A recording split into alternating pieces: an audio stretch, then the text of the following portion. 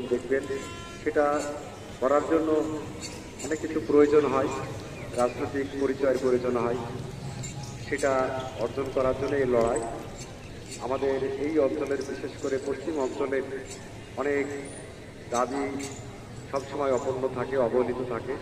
সেটাকে পুনরুদ্ধার করার জন্য, দাবিগুলিকে বাস্তবায়ন করার জন্য এই রাজনৈতিক অঙ্গনে প্রবেশ, সেইটা সফলভাবে সম্পন্ন করার যে সুদিন সামনে অপেক্ষা করছে, সেই দিনটার সবার জন্য মঙ্গলময় হবে যদি আমি রাজনৈতিক নেতৃত্বে আসতে পারি।